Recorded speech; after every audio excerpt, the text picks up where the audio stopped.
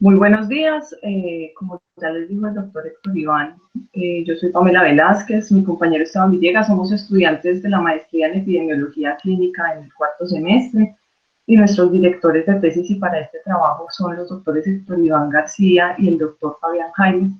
Y queremos presentarles algo de ensayos clínicos terapéuticos y profilácticos contra el COVID-19 y un enfoque en el análisis crítico de protocolos. Son muchísimos los temas que quisiéramos abordar y que surgen y son muy interesantes al evaluar esto, pero de todas maneras nos vamos a centrar en algunos aspectos claves.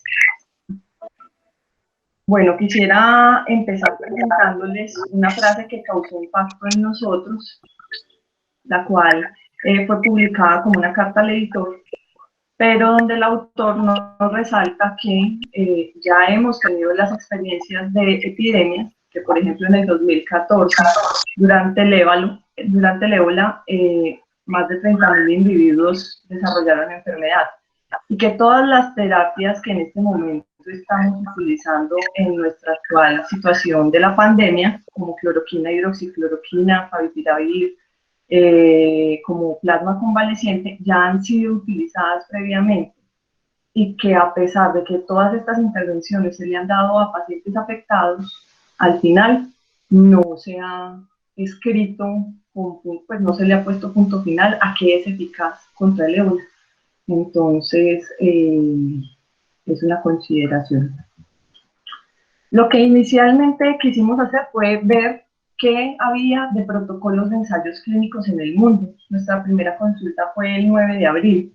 Para ese entonces encontramos que en Clinical Trials había más de 440 protocolos registrados y que en la base de datos específica de la OMS había más de 590 protocolos registrados. Varios días después, 6 días después, nos encontramos con la sorpresa de que, por ejemplo, en Clinical Trials habían 100 protocolos más registrados y que no cambiaba pues como la distribución según países de quienes estaban registrando esos protocolos, siendo primero Estados Unidos, Europa y China, ¿cierto? Entonces cogimos esta base de datos de Clinical Trials inicialmente y de esos 440 que revisamos ese día, decidimos mirar cuáles eran estudios que fueran registrados de intervención. Encontramos 280. De esos, cuáles eran de tratamiento por profilaxis, y prácticamente todos los protocolos, 209 que tocaban cualquiera de esos temas o 31 que eran específicos de profilaxis. Revisamos cuáles de estos protocolos eran aleatorios, pues habían utilizado aleatorización y cuáles no, y nos decidimos centrar para filtrar aún más cuáles eran fase 3 y fase 4. En tratamiento encontramos 58 y en profilaxis encontramos 14. Entonces decidimos mirar cuáles de estos protocolos ya habían iniciado reclutamiento o estaban dando la intervención a los pacientes. Y encontramos que 36 de tratamiento y 5 de profilaxis. Entonces, pues, siendo lo importante para nosotros como epidemiólogos clínicos los desenlaces centrados en el paciente, decidimos tomar estos y nos quedamos con un total de 36 en Clinical Trials. Intentamos hacer esa misma clasificación con la base de datos de la OMS, pero la descarga de los diferentes datos es muy complicada. Entonces decidimos también pues, realizar la de la base de datos de Europa. Encontramos muchos menos protocolos, 71, pero muchísimo más filtrados, siendo 70 de intervención, casi todos aleatorios, 37 en fase 3, fase 4, y que estuvieran con desenlaces centrados en el paciente, 33 de tratamiento y 6 de profilaxis.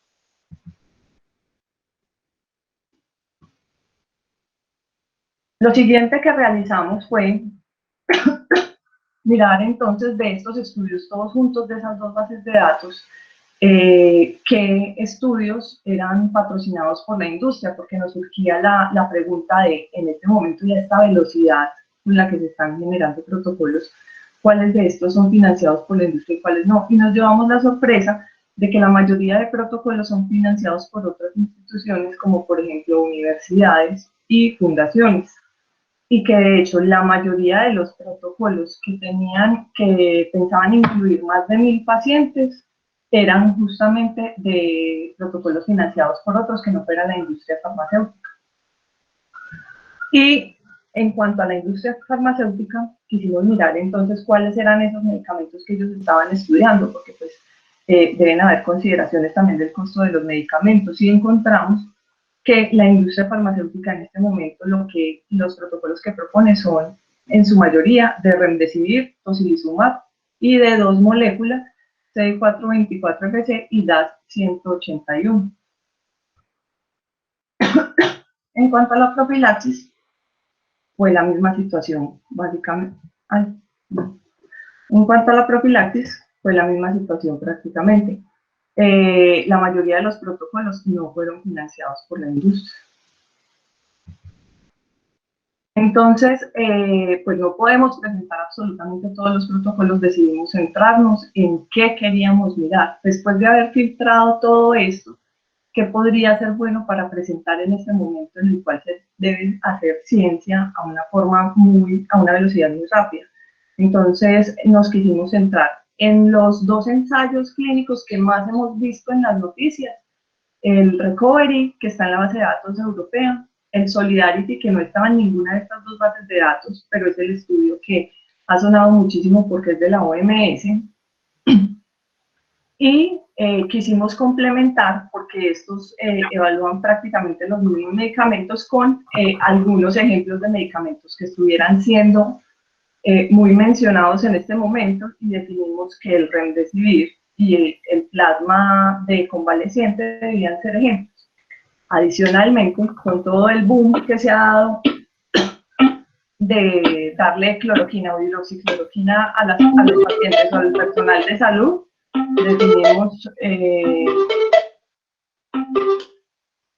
definimos iniciar a evaluar también un ensayo que tocará el tema de profilaxis. Entonces empezamos con el primer estudio. El primer estudio es el estudio de Recovery. Este estudio es un estudio multicéntrico gigantesco en el Reino Unido. Ellos inicialmente iniciaron invitando qué centros querían participar, y hasta la última vez que consultamos, aproximadamente 160 centros y más de 4000 pacientes se habían reclutado para la participación. Es un estudio con un enfoque completamente pragmático, de asignación aleatoria, sin enmascaramiento, y cuyo interés principal es que presenta un diseño adaptativo. Ya les voy a mostrar con más detalle las intervenciones, pero es importante el diseño adaptativo porque ellos tienen 4 brazos de tratamiento que van a comparar con cuidado estándar, y que inicialmente eran 3 brazos de tratamiento comparados con cuidado estándar. Ellos lo que presentan en el protocolo como cuál va a ser este diseño adaptativo es que en cualquier momento, según la evidencia que vaya apareciendo durante los días, se pueden adicionar o retirar brazos de este tratamiento, brazos de tratamientos. Y fue así como, por ejemplo, adicionaron un brazo de acitromicina, y aparentemente está a punto de empezar un brazo que considera interferón beta. Este estudio inició el 19 de marzo del 2020, y lo que pretenden los autores es comparar esos múltiples tratamientos y ver qué efecto tienen en la mortalidad de los pacientes con COVID-19. En cuanto a los criterios de inclusión y exclusión, lo importante acá anotar es que de obtenerse resultados que sean favorables o desfavorables, las conclusiones podrían ser generalizadas a todos los pacientes adultos que se encuentren hospitalizados con una sospecha clínica o confirmación de SARS-CoV-2. Entonces, los 4 brazos que maneja este estudio son lopinavir, ritonavir más cuidado habitual, dexametasona más cuidado habitual, hidroxicloroquina más cuidado habitual y acitromicina más cuidado habitual, todos comparados con un brazo de cuidado habitual. Vamos a ir haciendo algunas consideraciones durante la presentación acerca de los diferentes medicamentos. Voy a empezar con los 2 primeros acá. Cosas que se deben tener en cuenta en cuanto a lopinavir, ritonavir. Resulta que no se ha logrado demostrar, pero es un medicamento que está aprobado para otras enfermedades y cuya evidencia proviene precisamente de otras enfermedades.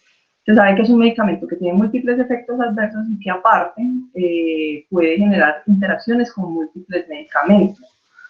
Pero este medicamento, su eficacia fue probada en SARS-2, pero no se ha logrado encontrar como una diferencia, no se ha logrado llegar a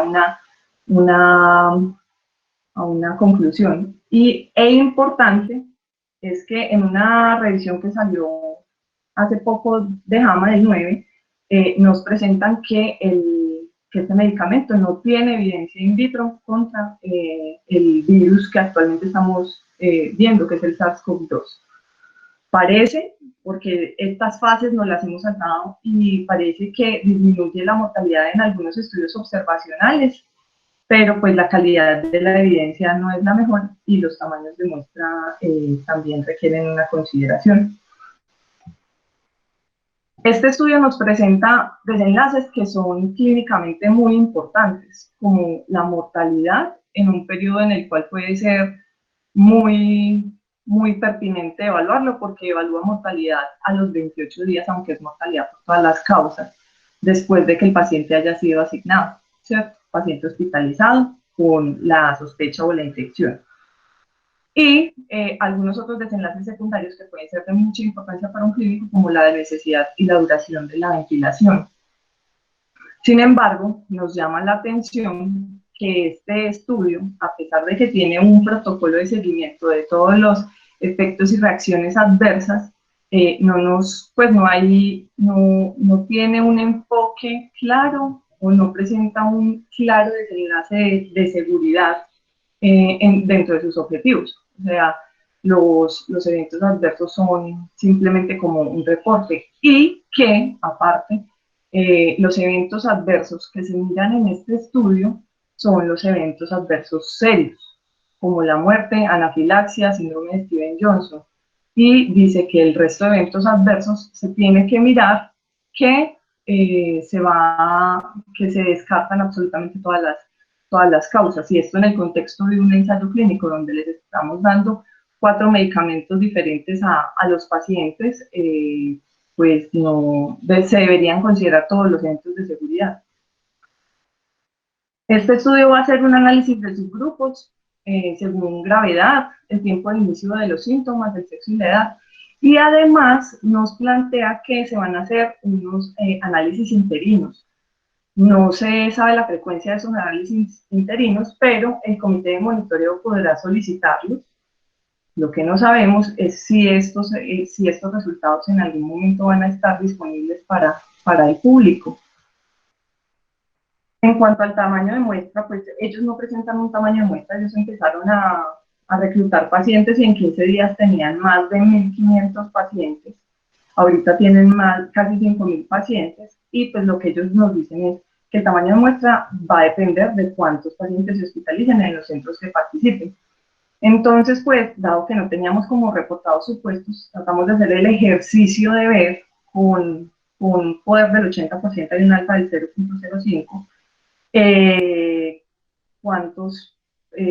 cuántos pacientes pues se podrían requerir. Hicimos el ejercicio con esos de atrás hacia adelante, con 3.000 pacientes, y viendo estos supuestos, asumiendo estos supuestos, se requeriría una diferencia del 4% en el desenlace primario, que es el de mortalidad, que normalmente en hospitalizados ellos reportan en el estudio que es aproximadamente el 10%, que es una diferencia muy grande, pero consideramos pues que puede ser un tamaño de muestra que, según la velocidad en la que va este ensayo clínico, se puede alcanzar muchísimo más.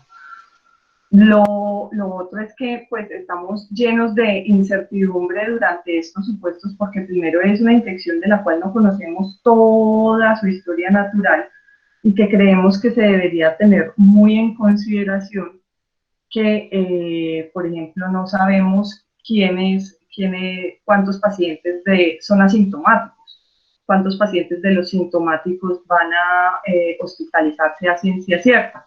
Tenemos números que se van construyendo, pero que de todas maneras no nos permiten pues como dar un parte exacto o específico. Y en cuanto al diseño adaptativo, consideramos que incluso con esta muestra de 3.000, con ese poder, con ese alfa y con una diferencia del 4%, pues creemos que un diseño adaptativo puede mejorar, puede optimizar estas cuestiones del tamaño de muestra, porque si por ejemplo disminuimos, aumentamos la diferencia, el tamaño de muestra disminuye significativamente. En cuanto a la duración de este estudio, porque necesitamos resultados durante esta pandemia, este estudio inicia el 19 de marzo, la duración que ellos plantean es, pues vamos a hacer un seguimiento hasta el alta 28 días, pero aparte, si requerimos un seguimiento mayor, puede ser un año mayor, e incluso en el registro europeo aparece como que el estudio finaliza en 10 años, pero presentan la intención de publicar resultados en diciembre del 2020, cuando no sabemos en qué situación estaremos acá durante la pandemia. Sería muy importante conocer si esos análisis interinos que se van a realizar o si van a haber resultados preliminares que nos puedan mostrar.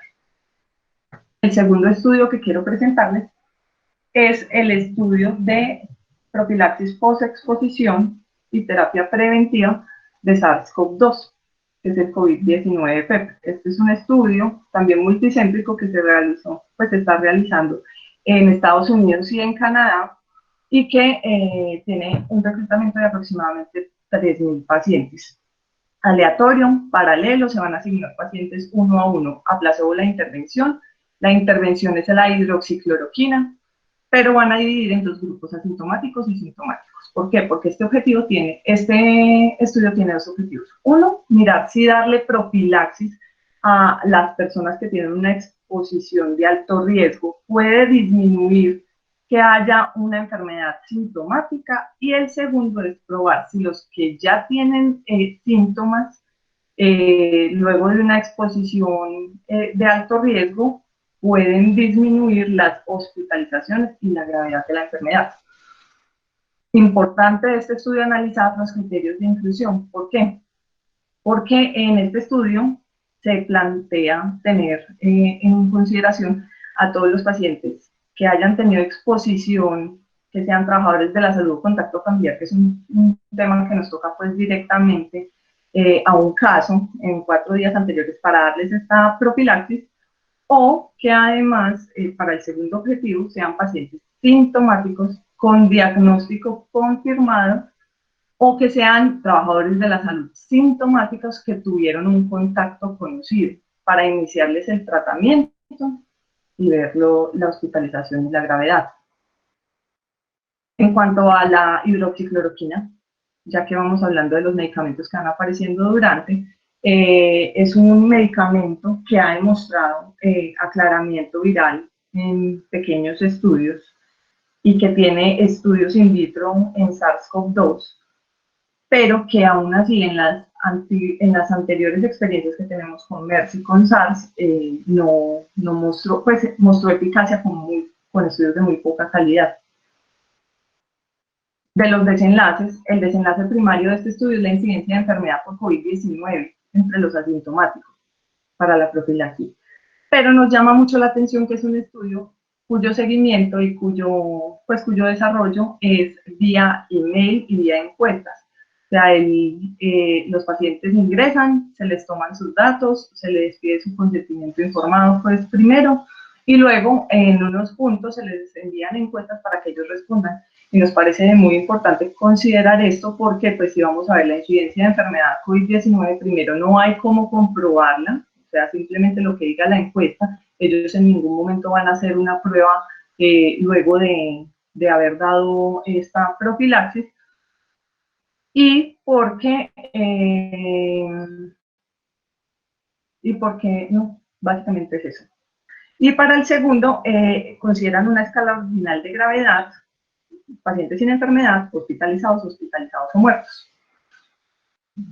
Muy importante en este estudio es que en los desenlaces secundarios se tiene el desenlace incidencia de descontinuación o suspensión de medicamentos, que creeríamos que está encausado a evaluar los eventos adversos, pero que no es un objetivo primario de este estudio, y en ningún momento se habla de cómo se van a verificar estos eventos adversos o qué seguimiento se va a hacer. y pues unos eventos adversos vigilados por una encuesta de un medicamento que puede, por ejemplo, dar prolongación del QT, no sabríamos cómo se podría evaluar o qué validez tendría eso. En cuanto al tamaño de muestra, ellos tienen 3.000 pacientes, 1.500 para cada brazo del estudio. No nos presentan los supuestos que utilizaron para el cálculo del tamaño de muestra. Tratamos de hacer el ejercicio, pero como les digo, es una infección y necesitaríamos conocer la proporción de pacientes que luego de un contacto se infectan y tenemos dudas acerca de este número. Y pues la gravedad para el segundo desenlace, que sería 16 a 20%, lo que modificaría mucho ese tamaño de muestra sería la diferencia esperada de gravedad entre los grupos, que no la conocemos. En cuanto al tiempo de seguimiento de este estudio inicia en marzo y termina en mayo, o sea, tendríamos resultados rápidamente que podrían ser considerados para nuestro día a día. El tercer estudio, que es un estudio de plasma de convalecientes, es un estudio realizado en Países Bajos con 426 pacientes, aleatorio, paralelo, donde asignan los pacientes uno a uno a cuidado estándar o a intervención. Inició el 1 de abril. Pamela, no se retire el Pamela, no se retire el micrófono que se le está cortando y por favor acelere que les faltan 3 estudios. Listo, pues. Y el objetivo es disminuir la mortalidad en pacientes con enfermedad por COVID-19. En cuanto a los criterios de inclusión, pues acá nos llama la atención que el plasma fresco congelado, el plasma de convaleciente casi siempre ha sido utilizado para pacientes con severidad, con gravedad de la enfermedad. Y acá se consideran todos los pacientes hospitalizados que tengan una enfermedad confirmada por COVID. Entonces la intervención está comparada con el cuidado estándar y en cuanto a esta intervención debemos decir pues, que el plasma de convaleciente, la evidencia que tenemos es de uso previo con SARS-MERS-H1N1, que es una evidencia prácticamente anecdótica en rescate de pacientes que estaban muy mal, y que hay alguna evidencia en COVID-19 que está empezando a aparecer, que son series de casos. Pero nuevamente, lo más importante en este estudio es que no hay información acerca de los eventos adversos y que siendo esto una transfusión puede tener múltiples complicaciones de anafilaxia, de sobrecarga, de lesiones pulmonares que no están siendo consideradas. El desenlace es importante siendo mortalidad general y ellos tienen 426 pacientes sin plantear supuestos para el cálculo de tamaño de muestra. Hicimos el ejercicio y con un poder del 80%, un alfa del 0.05, y creyendo que la mortalidad es del 10% en los pacientes hospitalizados, tratando de obtener una diferencia del 5%, pues para semejantes riesgos que tiene esta intervención, se requerirían 870 pacientes, lo cual no alcanzaría. Y si nos devolvemos de 426 pacientes para buscar el poder con estos mismos supuestos, el poder sería máximo del 50%, creyendo que esa diferencia pues no la van a encontrar y que es una exageración laxa. Este estudio plantea tener resultados para julio y no nos dice muy bien cómo va a ser el seguimiento de estos pacientes. Bueno, en cuanto al siguiente estudio, que es el estudio Discovery, es un estudio que se plantea en Francia, en 3 ciudades de Francia. Inicialmente nos hablan de 3.100 participantes. Ahora les cuento más sobre pues, como la muestra. Es un estudio con un enfoque pragmático, está con intervención aleatoria, tiene 5 brazos, ahorita se los cuento de forma rápida. También es un estudio adaptativo porque lo que ellos pretenden es que a medida que vaya saliendo literatura o evidencia nueva en algunos de los tratamientos se pueden ir retirando o adicionando nuevos brazos. Empezó en marzo, el 22 de marzo, y el objetivo era o es evaluar la eficacia clínica y la seguridad de diferentes terapias que están en investigación versus un grupo control. Aquí brevemente los criterios de inclusión son adultos mayores que tengan infección por SARS-CoV-2, que estén hospitalizados. Esto nos puede dar una idea de lo, digamos, fácil que puede ser la intervención, el estudio en el mundo, lo reproducible que se puede llegar a hacer, porque son simplemente adultos que tengan infección por SARS-CoV-2 y que estén hospitalizados con insuficiencia respiratoria. Ellos comparan 4 brazos, cada uno de los brazos un medicamento con el cuidado estándar. Entonces ellos inicialmente tienen remdesivir, lopinavir, ritonavir, interferón beta 1 alfa y el último es hidroxicloroquina. Aquí es importante pues hablar un poco rápidamente del interferón beta 1 alfa, que se ha demostrado actividad pues contra MERS, y en la mayoría de los estudios lo comparan con lopinavir y ritonavir. Desenlaces, el desenlace primario de ellos es una escala ordinal de gravedad de 7 puntos, y pues nos muestran, dependiendo pues como el estado de hospitalización, si está hospitalizado o no, si tiene limitación para actividades o si tiene requerimientos de oxígeno o de ventilación mecánica invasiva, es el desenlace primario. Y tiene muchísimos otros desenlaces secundarios, dentro de ellos muerte, escala Muse, incidencia de hospitalización, tiene pues como varios desenlaces secundarios.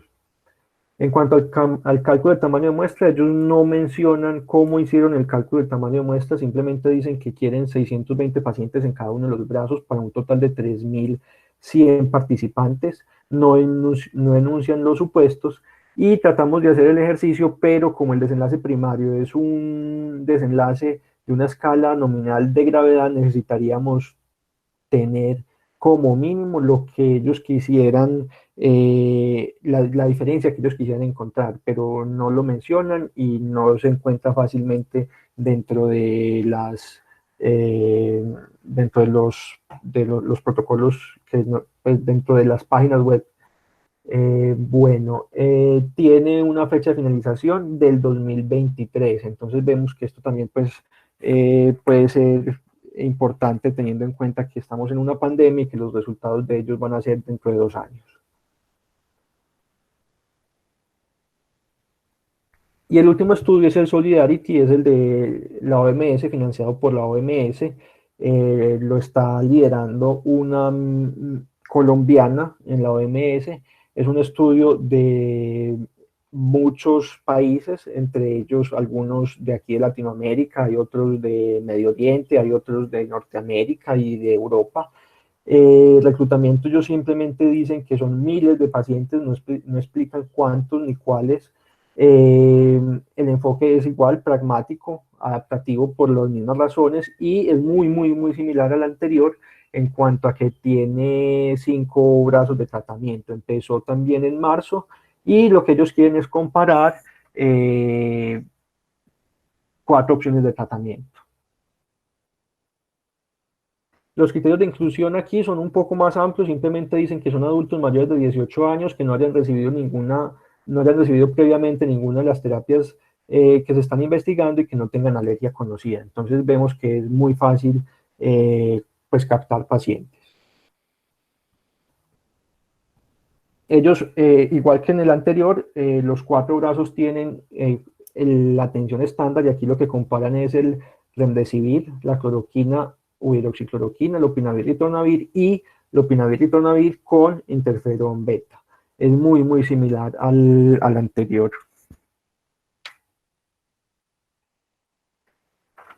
Ellos aquí mencionan que el desenlace primario es la mortalidad, y como el desenlace secundarios tienen la duración de la estancia hospitalaria y el tiempo para recibir la primera ventilación. Aquí vemos que el desenlace es clínicamente más, pues es un desenlace clínicamente mejor, pues, o más importante que el anterior, y nos puede ayudar o puede ser importante para nuestro medio tener la claridad de estos medicamentos, cómo ayudan a la mortalidad. Mencionan que el análisis por subgrupos se va a hacer en el inicio, en el momento de la naturalización, de acuerdo con la gravedad de la enfermedad que tenga, y mencionan que van a hacer unos análisis interinos, pero no mencionan el momento en el que van a hacer los análisis ni cómo los van a hacer. Hicimos entonces también un ejercicio para calcular el tamaño de muestra, porque no lo mencionan, simplemente dicen que quieren algunos miles de participantes. Eh, Buscamos la mortalidad en hospitalizados eh, y encontramos que es aproximadamente el 10%. Entonces con ese dato, con un poder del 80% y con un alfa del 0,5, y asumiendo arbitrariamente una diferencia del 4% con los nuevos medicamentos, nos dio un cálculo aproximado de 300 pacientes en total, de 3.000, perdón, de 3.000 pacientes en total. La fecha estimada de finalización es en el 2021. Y aquí unas breves consideraciones sobre los ensayos clínicos que se están haciendo actualmente. Esta es una frase textual de uno de las cartas al editor que revisamos, en donde menciona que la mayoría de los ensayos se demorarán más de un año en dar resultados, y que esto nos puede limitar la toma de decisiones en esta pandemia. Listo. Y para terminar, unas consideraciones finales. Hay una gran cantidad de ensayos clínicos diseñados en tiempo récord. Vimos al principio lo que nos mostró Pamela en la página de Clinical Trials, en la página de los europeos y en la página de la OMS, que pues superan más de 1.000 ensayos. Incluso en estos días, esta semana, salió una editorial en el New England mencionando y criticando duramente a la FDA por la rápida aprobación de medicamentos sin rigurosidad científica. Vemos también la necesidad de considerar unos desenlaces significativos, pero que puedan ser evaluados en el corto plazo, y una falta de claridad de complicaciones en el largo plazo. No podemos perder de vista los desenlaces de seguridad. Aunque sea un momento crítico esta pandemia, necesitamos tener muy claros y evaluar también los desenlaces de seguridad en los ensayos clínicos.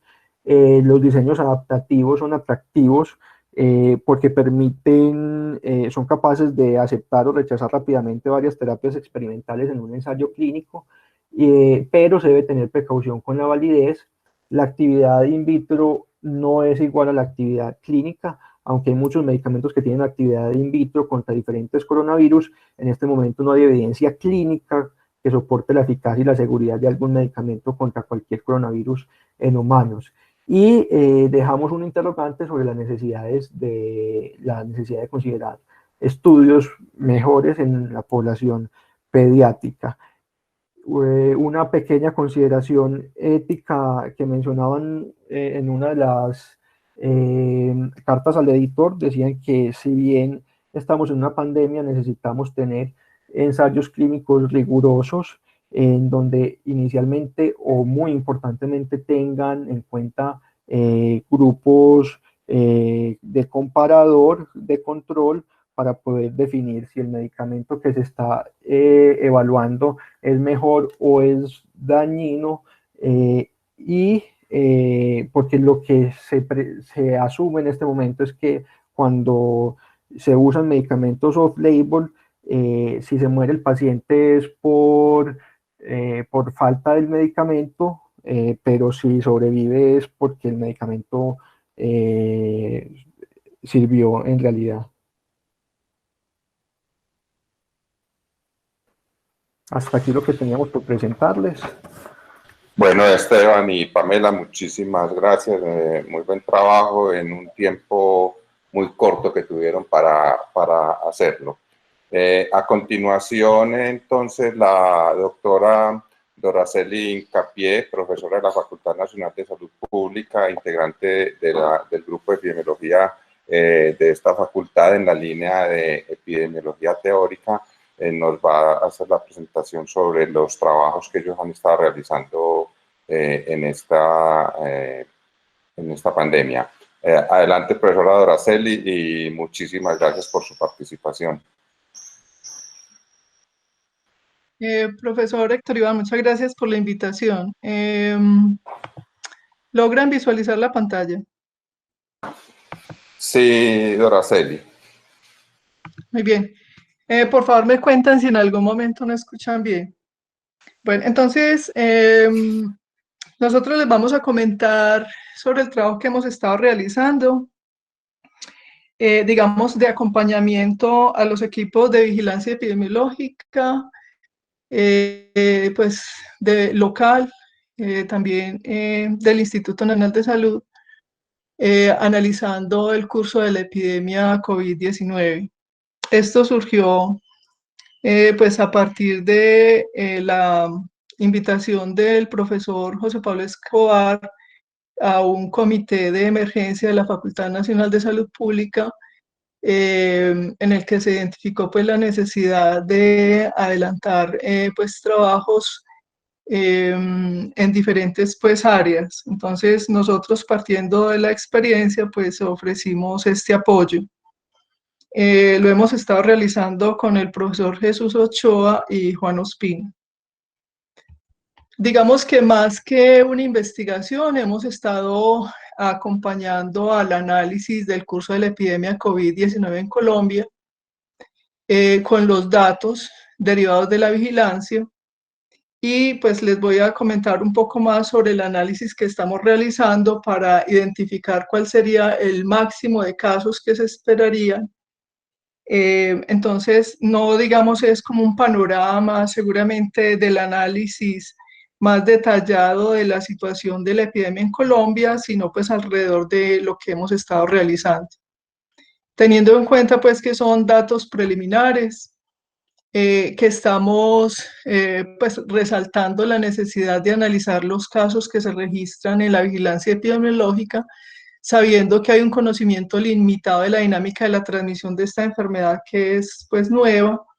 Estamos asumiendo que es posible que con el registro de los casos confirmados diariamente es posible detectar esa tasa de incidencia, de remoción, o sea, la remoción dado a través de la captación de casos, el diagnóstico, el aislamiento, la cuarentena, y también la posibilidad de identificar qué proporción de esos susceptibles, digamos, están expuestos. Sabemos que existen condiciones locales que favorecen la propagación y el control de la transmisión, y por eso pues nos parece que hemos aprendido mucho de las experiencias de otros países para estudiar el curso de la epidemia, pero también pues hay particularidades en cada región del mundo. Entonces nosotros, a partir de estos datos observados, hemos construido como algo parecido a lo que son los canales endémicos. En este caso hablamos, digamos, como de canales epidémicos, tratando de identificar unos límites máximos de casos. Partimos de los modelos más simples, que es un criterio pues de inicio de la epidemiología teórica, y es que en la medida en que tenemos modelos más simples, el número de parámetros que se deben estimar son menores, y pues reconociendo las limitaciones de los datos disponibles. Entonces hemos hecho, digamos, 3 límites máximos, asumiendo que el número reproductivo fuera menor de 1. El número reproductivo se refiere a, digamos, al número secundario de casos que se generarían a partir de una proporción de una población que puede ser susceptible. Si ese número reproductivo es menor de 1, significa que es más alta la tasa de remoción que la tasa de infección. Nosotros utilizamos un modelo estocástico que parte de los casos importados, que es, digamos, la peculiaridad de la epidemia acá en Colombia, el cómo esos casos importados han ido generando unos casos relacionados. Se asume pues que esto sigue un proceso estocástico, y que es posible pues determinar ese número máximo de casos. También se ha considerado que el número reproductivo sea mayor de 1. Esto es utilizando un modelo determinista en ecuaciones diferenciales. Se hace una resolución numérica de ese modelo, pero los valores de los parámetros de la tasa de infección, de remoción y de los susceptibles se estima mediante un método de mínimos cuadrados, utilizando un programa que se llama NLR, que es de regresión no lineal, y las expresiones y la resolución de esas ecuaciones diferenciales se hace con el programa MAPLE. Bueno, y también para contrastar, entonces nosotros utilizamos otro modelo determinista, ya sí considerando el autocontrol, o sea, de cómo los individuos, en la medida que van observando que hay más casos, digamos, toman como más conciencia y de alguna forma se autoaíslan. Entonces es un modelo, un límite con un modelo estocástico y dos límites con un modelo determinista. Y bueno, y de todas formas los modelos siempre tratan de contrastar lo que ellos están mostrando en relación con el comportamiento observado. Estos son entonces modelos globales. Digamos que hay incertidumbre en el curso de la epidemia. Por eso, como se trata más de construir una especie de canal epidémico, nosotros pues hemos planteado las limitaciones de hacer, digamos, proyecciones a largo plazo. Bueno, como les hemos insistido, pues es bueno mirar los datos. Esta es tomada, estas curvas epidémicas son tomadas de la plataforma de la Universidad Johns Hopkins, donde nos muestra pues el comportamiento de China, que supongo que en esta reunión ya lo han analizado, de cómo surgió pues esta epidemia, desde, pues incluso se plantea desde mediados de diciembre, y cómo ya a finales de febrero ya el número de casos estaba reduciendo. Reportaron alrededor de mediados de marzo que ya estaba en control la epidemia, y fíjense que después de eso se ha presentado un reducido número de casos, lo que nos hace pensar que en esta, como en las otras epidemias de influenza por H1N1, chikungunya, Zika, luego de la epidemia, pues torna a un comportamiento endémico. La figura de arriba es con los casos confirmados, los datos de los casos confirmados por fecha. China hizo un cambio en el criterio de confirmación de los casos, y más o menos a mediados de febrero empezaron a confirmar no solo por laboratorio, sino también por clínica. En la curva de abajo se observa ya no los casos nuevos, sino los casos acumulados por día, y entonces empieza a subir esta curva y luego entonces se estabiliza. Cuando ya se estabiliza es porque el número de casos nuevos, digamos, se ha reducido. Esto también se puede observar en Estados Unidos, en el que, digamos, se presentó un incremento, digamos, acelerado en los casos, llegó al pico y, bueno, está empezando a reducir la incidencia de casos nuevos. Igual en España, ¿cierto? Fue primero el pico y ya llevan pues varios días con esa reducción de casos. En Italia hay un comportamiento muy particular que se ha observado también en otros países, en el que hay, digamos, varios picos, lo que, digamos, regularmente hablan como si fuera fuente propagada, ¿cierto? Son varios picos epidémicos, entonces por eso ha ido reduciendo de todas formas ese número de nuevos casos, pero puede ser que se retrase un poco más la reducción de esos casos nuevos. No sé si ustedes han escuchado pues críticas a los casos, a la calidad de los datos de la vigilancia de los otros países. En Colombia sí hemos escuchado pues en la prensa, pues digamos, el reconocimiento de las limitaciones de los datos. Esto no es nuevo, en vigilancia epidemiológica siempre se ha reconocido esta situación.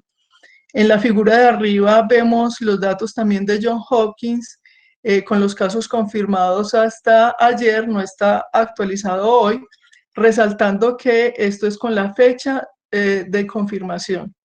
Ahora, en la parte de abajo están los datos del Instituto Nacional de Salud, que desde este fin de semana ellos empezaron a reportar, a construir esta curva epidémica con los datos de la fecha de inicio de síntomas de los casos, que nos refleja mucho más digamos, los tiempos de ocurrencia de los casos y la probable exposición de ellos. De todas formas, estos datos ellos los van actualizando en la medida en que se van confirmando los casos o que se van también complementando la información a partir de las visitas epidemiológicas de campo. Entonces, por eso fue como un esfuerzo grande para ellos poder publicar esta información, pero es valiosa. En vigilancia epidemiológica no es la primera vez que se tiene una enfermedad con presencia de asintomáticos o que existen limitaciones, digamos, en la calidad de los datos, en el subregistro, en fin. Entonces, regularmente lo que se hace es que se contrastan diferentes fuentes de información. Ellos en esta línea roja o rosada que nos muestran, están también mostrando la información de los casos por día. Bueno, y en las barras verdes se observa los casos asintomáticos que son detectados en esas visitas epidemiológicas de campo. ¿Cómo analizan ustedes esta curva de casos? Son casos nuevos por día. Se observa, digamos, como un incremento de los casos que fue de manera rápida.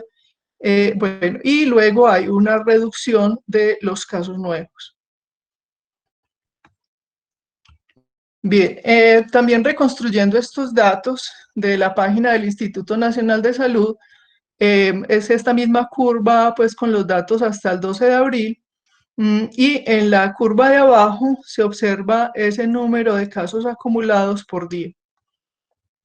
Bueno, en Bogotá se observa que pues prácticamente la mitad de los casos que se han registrado en Colombia son de Bogotá. Y por eso pues el comportamiento de esta curva es muy similar a la del país. En este 9 de abril hay un incremento de casos nuevos, son casos que se encuentran en estudio. Y digamos acá en la figura de abajo hay esta curva, digamos de ese incremento de casos, donde se empieza a observar ese aplanamiento de los casos acumulados. Bueno, en Antioquia, hasta con los datos pues, de la fecha de inicio de síntomas hasta el 10 de abril, digamos el número de casos nuevos por día son menos pues, que los de Bogotá y los de Colombia. Este es el dato, la línea amarilla en la parte de arriba son los casos incidentes, obviamente hay casos, hay más fluctuaciones. Es explicado especialmente por el comportamiento en Medellín, que es la línea verde, y la línea gris son los de fuera de Medellín. En esta base de datos que nos facilitaron está la información del personal de salud, que se detectaron en este periodo hasta el 10 de abril 30 casos confirmados en el personal de salud, que corresponde pues al 10%.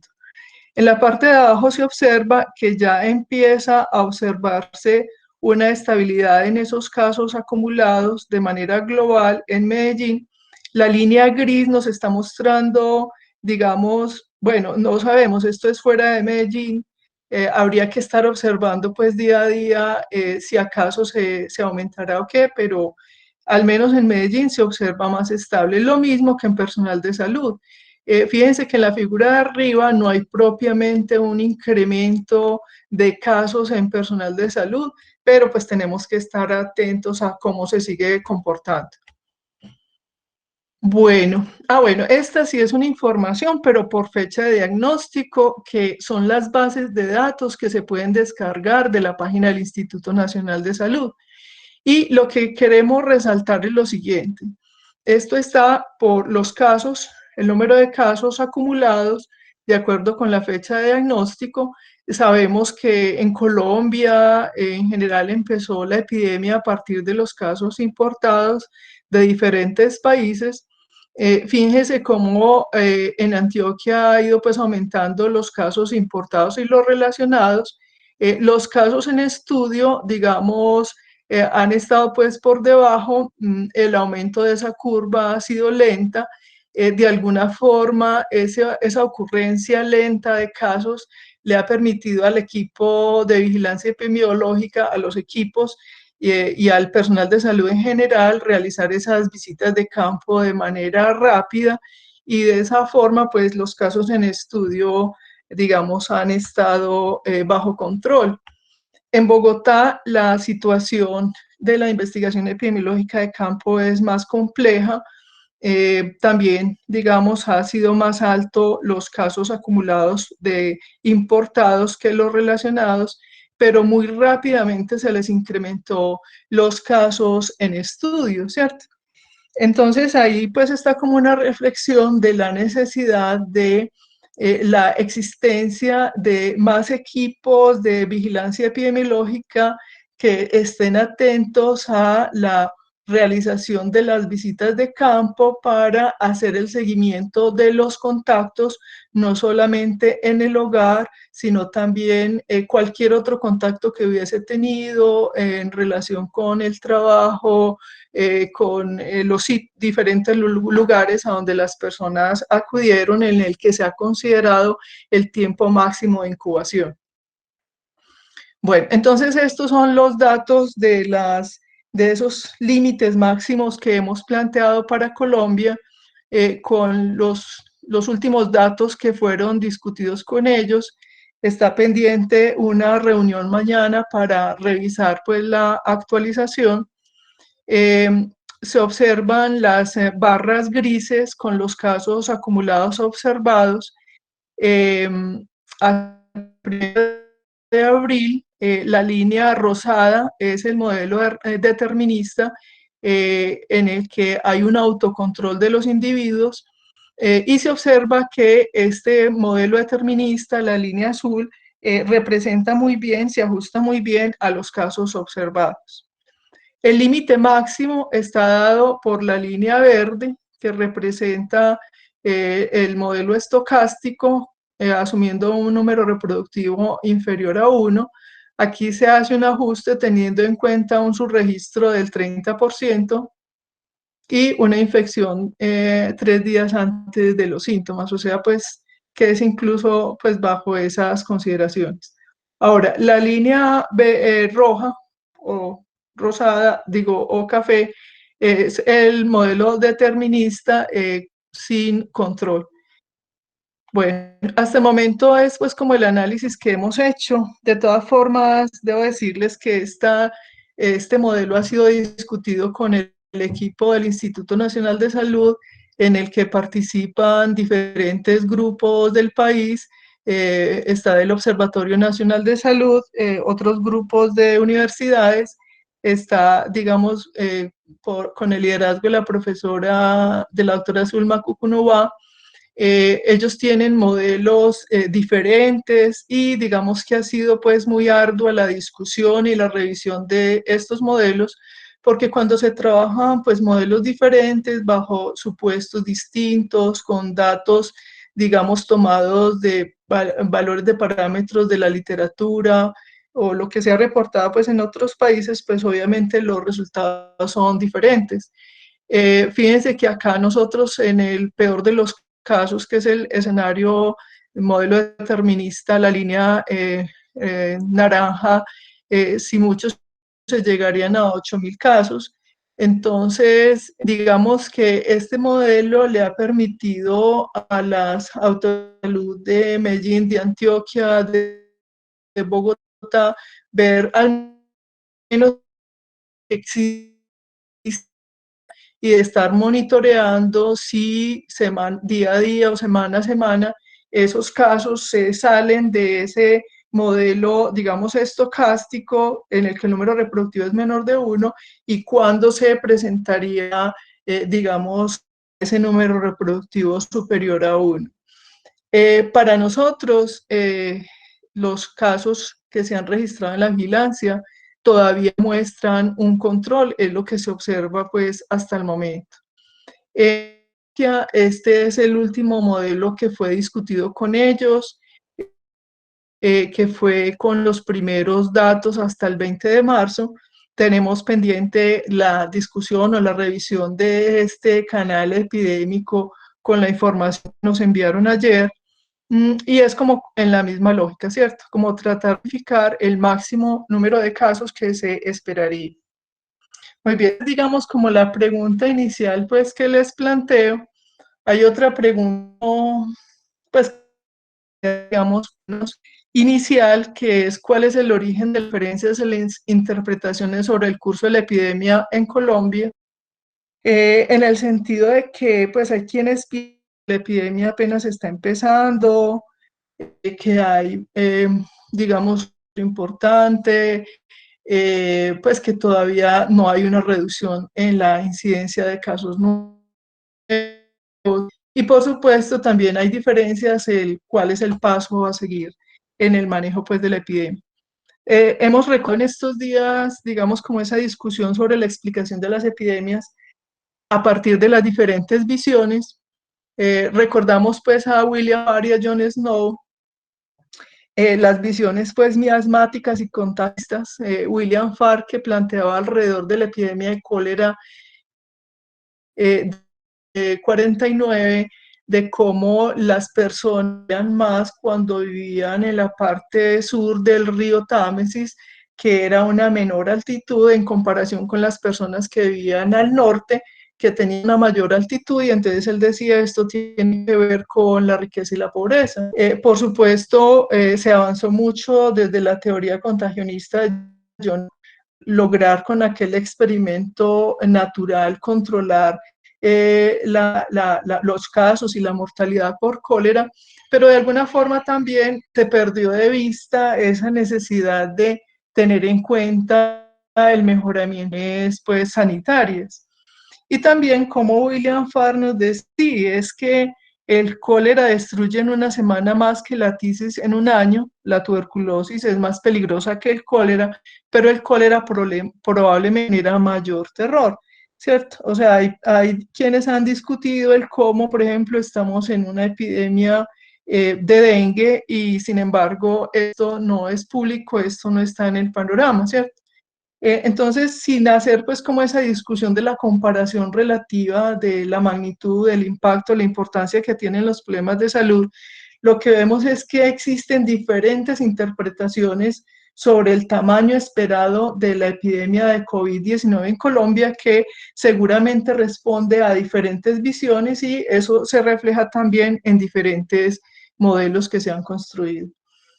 También existe lo que se ha planteado pues en la prensa y en artículos como este, que es una carta pues de Lancet, donde se analiza, digamos, desde una perspectiva histórica, los diferentes enfoques de negación, de demanda de respuesta en la medida en que se aumentan los casos y cómo se espera pues que exista una resolución sin necesidad de llegar pues como a responder por un conflicto social, sino que realmente exista una acción colectiva solidaria para entender y manejar, digamos, la cuarentena como lo hemos hecho en Colombia. Lo que sí se ha reconocido es que nosotros hemos estado llenos de información, de noticias falsas, que las redes sociales han ayudado mucho a divulgarlo. Este es un ejemplo de esas noticias que se divulgaron a principios de marzo, y entonces estuvimos haciendo el análisis de la información. Fue la figura 1 que aparece acá arriba, donde nos mostraban en los primeros 30 días el cómo los casos en Colombia estaban aumentando, de cómo en Colombia la epidemia iba a ser más alta que en los otros países. Pero cuando ya uno mira la forma como construyeron la figura, tratando de reproducirla, dice uno, bueno, esa figura estaba extraña porque en el eje Y debían haber hecho una escala logarítmica porque las diferencias de los casos con los otros países era muy alta, pero también aquí en las flechas negras estamos mostrando cuándo inicia la transmisión local, o sea, lo que no nos dijeron en esa noticia que divulgaron es que no podíamos comparar la situación de Colombia, que en ese momento solo teníamos casos importados, todavía no teníamos transmisión local, mientras en los otros países todos iniciaron también con casos importados, pero ellos ya tenían transmisión local, ¿cierto? Entonces, en realidad nos ha tocado mirar críticamente esas noticias falsas y también nos toca leer con detalle las publicaciones y ubicar, digamos, como las fuentes originales o con las diferentes afirmaciones que se han planteado. ¿Cuál es nuestra principal preocupación en este momento? Es si se han reconocido los problemas que se han intensificado o evidenciado a partir de la epidemia y de también el temor que se ha generado con la epidemia. Hemos identificado, digamos, grupos que están, digamos, más vulnerables, como es el personal de salud, pero recuerden como por ejemplo los reclusos, con todo el pánico que se generó, el número de muertes que fue 23, 25 en una sola noche por los disturbios que se presentaron en varias cárceles de los países. Es muy larga la lista, sabemos los desempleados, los trabajadores informales, pues los inmigrantes, las personas desafiliadas en salud. Bueno, queremos resaltar es el personal de salud, que es algo pues que nos atañe a todos, porque en la epidemia de SARS, en el 2003 se observó que una segunda onda, particularmente en Canadá, que fue bastante estudiada, se debió especialmente por los casos que ocurrieron en el personal de salud. Esta es una figura de las muchas publicaciones que hay. Las barras azules oscuras son los casos que se detectaron en personal de salud, particularmente en Toronto. Entonces, digamos que puede ser que, que ahora, digamos, se presenten más casos en población confinada, que de pronto se presenten más casos en personal de salud, pero no podemos pues perder de vista que se necesita la protección del personal de salud, no solo en términos de medidas de bioseguridad, sino también pues en términos de poder contar con personal estable, que digamos aprenda de esta experiencia. En Medellín, por ejemplo, en Medellín se ha observado que las personas que han trabajado en la vigilancia epidemiológica, que están haciendo la visita de campo, tuvieron la experiencia previa de lo que fue influenza por H1N1 y las otras epidemias que han tenido, y esa experiencia pues les ha servido mucho para hacer una pronta investigación epidemiológica de campo. Bueno, muchas gracias. Esto era lo que les quería comentar. Pues tenemos ahí como unas diapositivas con los detalles de los modelos, pero bueno, no sé si se da como interés o ya culminamos con la presentación. Muchas gracias. Araceli, muchísimas gracias. Excelente el trabajo que han realizado. Dejemos las otras diapositivas para mostrarlas cuando empiecen a surgir las preguntas que ya están por aquí surgiendo. Entonces, la primera pregunta es para Pamela y para Esteban. ¿Cuál sería la diferencia esperada desde el punto de vista clínico de la intervención menos eficaz con el fin de conseguir una herramienta terapéutica de impacto en el diseño de ensayos clínicos de esta enfermedad? Bueno, lo que pensamos nosotros es que en este momento, pues como tal, es muy difícil determinar como una diferencia clínicamente esperada, pero creemos que si hubiera una mínima reducción, por lo menos en mortalidad o en estancia de cuidados intensivos o en días de ventilación mecánica, consideramos que esa puede ser la diferencia clínicamente esperada. Pues ¿cuál es el número? Pues como tal no lo tenemos porque es muy difícil pues como saberlo en este momento, pero creemos que así sea una mínima reducción en cuanto a esos desenlaces que les dije y que los efectos adversos sean mínimos también y que compensen los riesgos y beneficios. Creo que esa sería como la diferencia clínicamente esperada. Pamela. Doctor, bueno, no, pues es que cuando le preguntan a uno como clínico, yo ya como clínica no ejerzo, pero en esta situación que es de tanta angustia en la que se ha generado tanta información, lo que he logrado averiguar entre los compañeros que ejercen y que ejercen en las unidades de cuidados intensivos es que ellos están esperando realmente cualquier cosa que genere una diferencia, así la diferencia sea del 1 o del 2%. Obviamente, pues teniendo en cuenta que los eventos adversos no va a ser lo mismo la diferencia que yo esperaría de un medicamento como, pues de la aplicación de plasma de convaleciente, que sé que presenta tantos riesgos, y que yo esperaría pues una diferencia mucho más grande para asumir esos riesgos que, digamos, medicamentos que ya son muchísimo más conocidos. Profesora Doraceli, ¿qué podría explicar las fluctuaciones atípicas en las gráficas de incidencia de casos en Medellín? Varios clínicos cuentan que no tienen los resultados de las pruebas diagnósticas y pasan muchos días sin el resultado. Bueno, lo primero que hay que aclarar es que esa figura donde se observan esas fluctuaciones corresponden a la fecha de inicio de síntomas, ¿cierto? Bueno, entonces esas fluctuaciones, pues pensaría uno que tienen que ver con el comportamiento, las fluctuaciones que suelen suceder cuando el número de casos, pues incidentes por día es bajo. Sí nos han dicho que pues digamos, que han restringido la utilización de las pruebas cuando es muy evidente la necesidad en las pruebas diagnósticas en términos de que haya una evidencia de un contacto cercano con un viajero o un contacto con personal de salud, ¿cierto? Pero cuando vos analizás la figura de la fecha de inicio de síntomas, lo que le está hablando a uno es, digamos, de una ocurrencia de casos que se ha dado paulatino, que posiblemente la transmisión de la enfermedad no es tan alta como sucedió en otros países en las primeras estimaciones que se han hecho. Puede ser también que las visitas de campo rápidas que han hecho han permitido que tanto esos casos como sus contactos cercanos hayan tomado unas medidas de aislamiento pronta, pues también por el temor pues a la transmisión de la enfermedad, ¿cierto? En todo esto de ya enseguida les doy la palabra a los que la han pedido.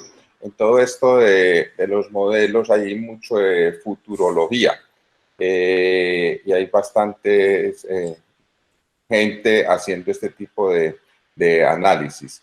Tú hablas de que el trabajo de ustedes está basado, busca hacer unos modelos que son parsimoniosos con solamente dos supuestos. ¿Cuál es la diferencia entre lo que ustedes tienen propuesto o las diferencias y lo que han encontrado o están haciendo otros tipos de modelos, incluyendo pues, los de la doctora Cucunúa? Y para mí, pues para el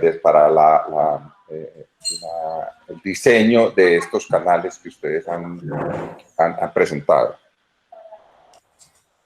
Bueno, para uno hacer una comparación de los modelos, uno tiene que tener en cuenta los supuestos, pero también los detalles de los modelos, o sea, los detalles de las ecuaciones, de los algoritmos que se siguen para hacer la estimación de los parámetros y esto. Muchos de los modelos que conocemos o que se han publicado no tienen ese nivel de detalle y por eso es difícil hacer esa comparación. Lo que hemos observado es que varios de estos modelos tienen en cuenta que la población susceptible es el total de la población de Colombia, o parten de un supuesto, por ejemplo, de el número reproductivo que se esperaría según la literatura, por ejemplo, un número reproductivo de 2,5, de 3, de 5, con lo que han reportado en la literatura. Entonces, la diferencia es que nosotros, cuando partimos de los datos observados, lo que estamos asumiendo es que esos datos que se reportan, lo hemos hecho tanto con fecha de inicio de síntomas como con la fecha de diagnóstico, que es lo que está disponible o estaba disponible más fácil en la página del instituto, es posible de esos mismos datos derivar la tasa de infección y la tasa de remoción, pero también la población susceptible, ¿cierto? Entonces, cuando nosotros estimamos la población susceptible, pues no son esos 40, 50 millones de 50 colombianos, millones, sino que son derivados de esos mismos datos, ¿cierto? Ok, muchas gracias. Profesor Fabián Jaimes. ¿Aló? ¿Me oye? Sí, señor. Sí. Vea, muchas gracias, hermano. Muchas gracias a todos por la presentación y por permitirme participar acá. Yo quería comentar como dos cosas, dos bloques de comentarios. Para Pamela y para Esteban, felicitaciones por el trabajo. De los ensayos clínicos me surgen tres preocupaciones grandes de lo que tenemos de ensayos clínicos. Lo primero es algo que mencionó Derek Angus en alguna entrevista reciente, y es que tenemos una cacofonía en la investigación clínica. Tenemos demasiadas personas en el mundo haciendo lo mismo, sin coordinación, sin un manejo centralizado, probablemente sin un uso adecuado de los recursos. Estamos desperdiciando probablemente muchas capacidades, mucho recurso humano para hacer investigaciones que de alguna forma se superponen. Segundo, como está en este momento en el alcance actual de la epidemia, para la mayoría de esas terapias y sobre todo las que son más populares, la hidroxicloroquina, es probable que sea muy difícil completar reclutamientos porque ya hay mucha prescripción y mucho consumo libre de muchos de esos productos. El Caletra es un medicamento para VIH hace mucho, la hidroxicloroquina y la cloroquina se consiguen en farmacias, entonces creo que va a ser muy difícil lograr reclutamientos a medida que esto vaya avanzando porque fácilmente la gente va a estar más expuesta por su cuenta o por su médico tratante a ciertos medicamentos. Y la tercera preocupación con los ensayos clínicos es que es algo que probablemente no nos va a resolver, mejor dicho, hay mucho tamaño de muestra. Mire que todos ustedes vieron que los estudios están hablando de alrededor de 2.000, 3.000 personas, pero para el problema hospitalario en particular, para el problema hospitalario, me preocupa la verdadera caracterización de la población que atendemos en los hospitales.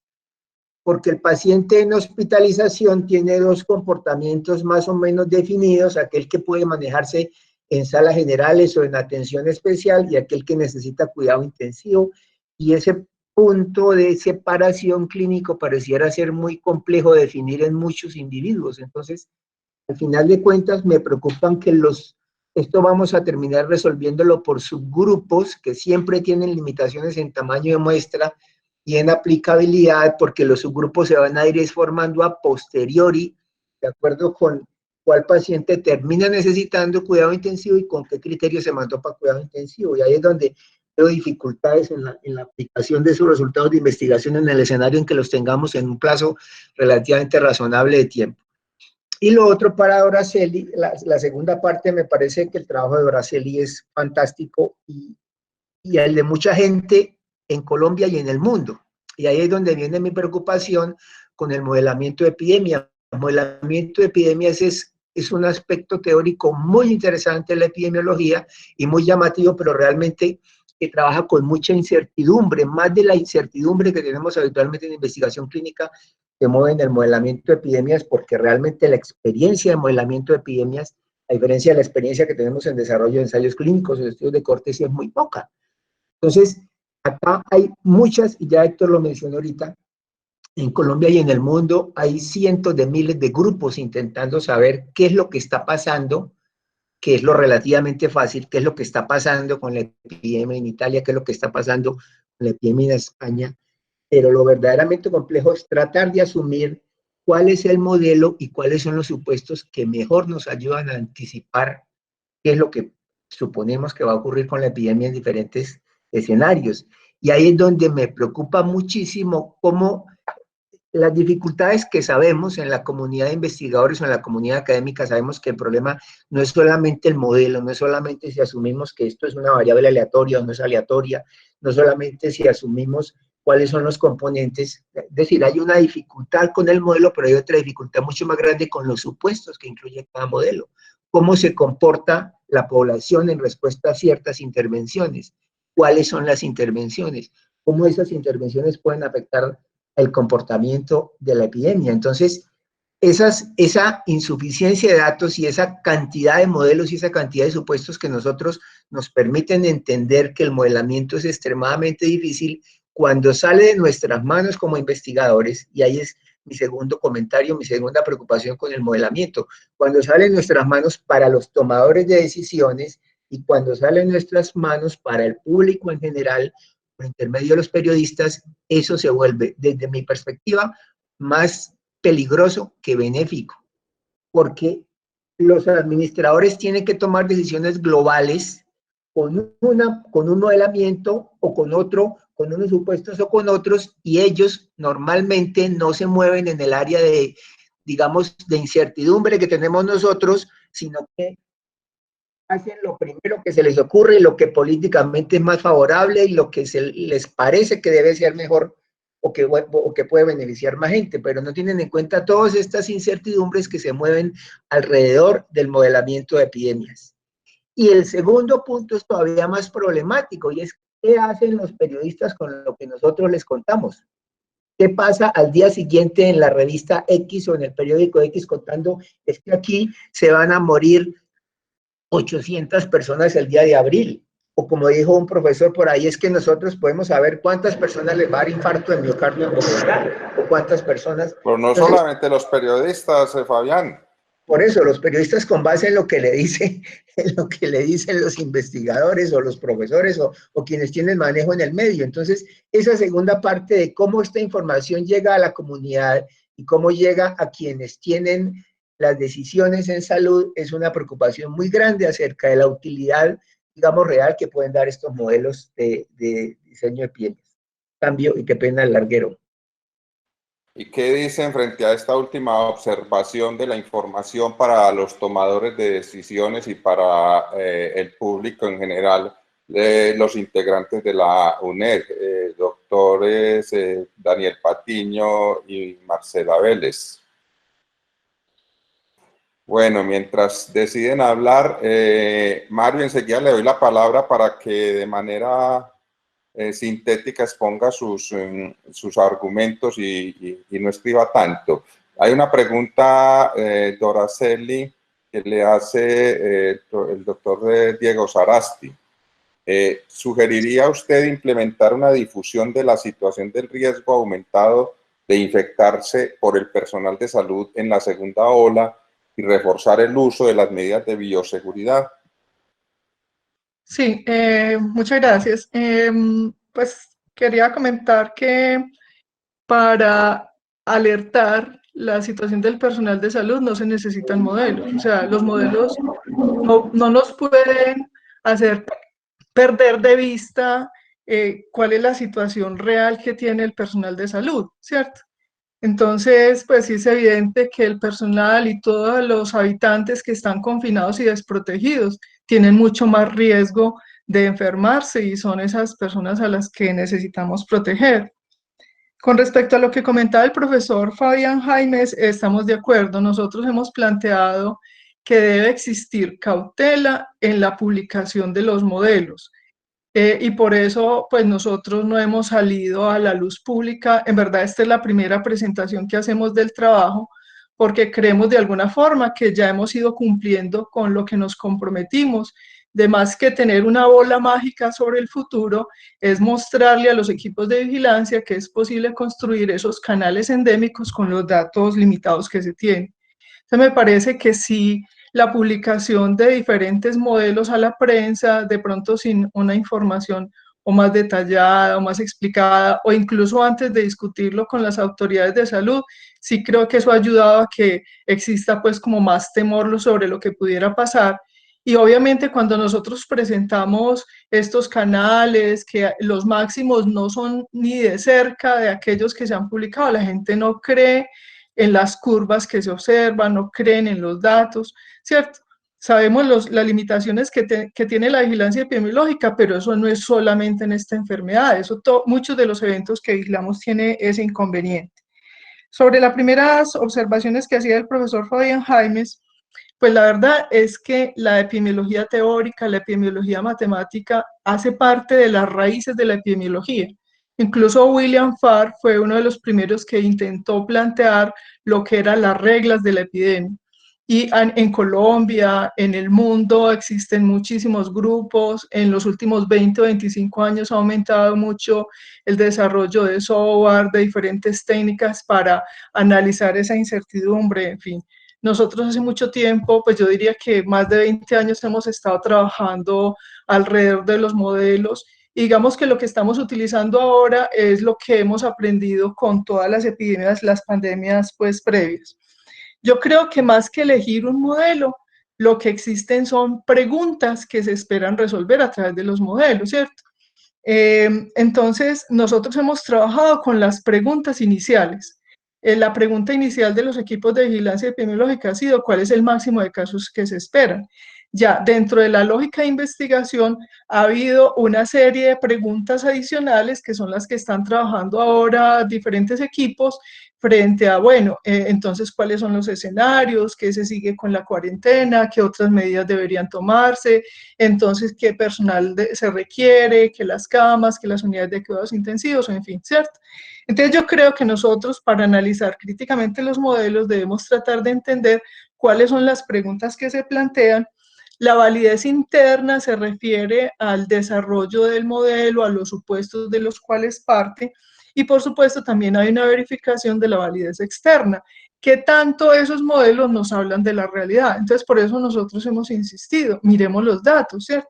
La discusión sobre esos modelos tiene que ver qué tanto se acerca a lo que estamos observando. Bueno, muchas gracias. Sí, mi reconocimiento al trabajo que ustedes han hecho porque, y a la mesura y a la prudencia con la que han manejado la información con la que han estado produciendo, dirigida fundamentalmente a los tomadores de decisiones, porque de las cosas que sí me han preocupado a mí mucho durante todo este tiempo es que hay demasiada interés como les escuché en algún momento a algún grupo, de jugar con los modelos y producir, de jugar con los datos y con los supuestos y con las formas de hacer modelamiento y producir información que, como lo menciona Fabián, en muchas oportunidades es muy mal manejada. Entonces, me parece que esa mesura es muy importante, sobre todo al momento de dar información para el público en general. No sé si los de la UNED que han estado trabajando y aportando información aportando información para el gobierno nacional, tienen algo que agregar, o si no le damos la palabra a Mario. Hola, profe, ¿qué tal? Gracias. No, primero que todo, gracias para los expositores. Un esfuerzo pues muy grande porque llegar a eso que presentaron, sé que requiere mucho esfuerzo. Segundo, una pregunta, bueno, advertir que pues que cualquier inquietud pues que presentemos o que yo pues presente acá no se tome como una crítica, sino como un ejercicio pues de deliberación para que profundicemos cada vez más en lo que vamos encontrando. La primera pregunta para el profe Fabián Jaime respecto a la primera parte de la presentación: ¿qué tan posible es plantear estudios que desde el principio se pueda planear los grupos o subgrupos y hacer todas las estrategias desde el diseño para las investigaciones de ensayos aleatorizados respecto a los tratamientos?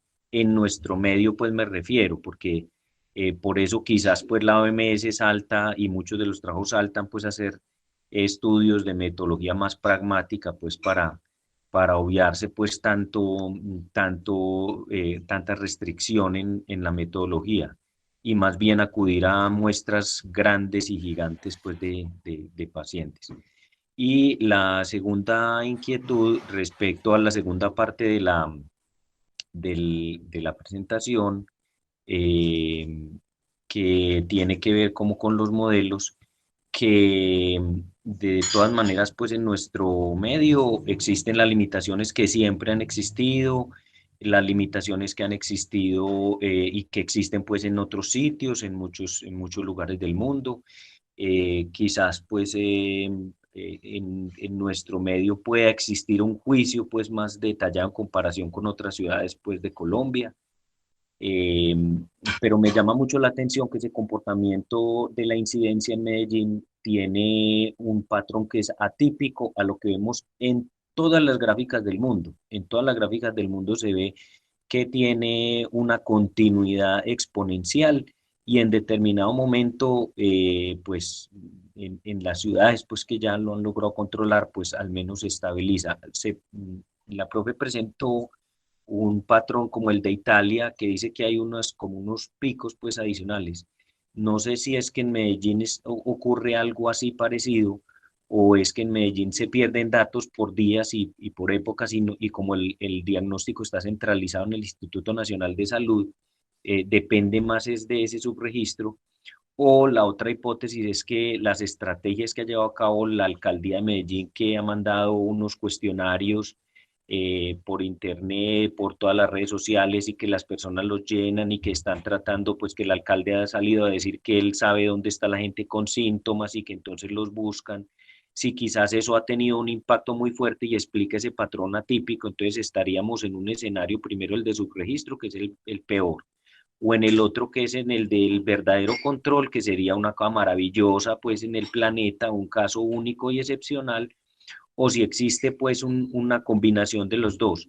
¿Cómo podríamos, la pregunta específica es cómo podríamos dar cuenta de cuál de los dos escenarios el que estamos viendo, o cómo podemos encontrar información y tener la transparencia en los datos y la información que nos permita saber si está ocurriendo un subregistro en Medellín, si hay problemas graves con los diagnósticos, y cómo pudiéramos saber también si esas medidas que se están tomando y los grupos que hay de vigilancia epidemiológica y de búsqueda activa de casos y de contactos y de mandar a la cuarentena los contactos muy rápidamente son digamos, el factor que está determinando ese comportamiento en la incidencia.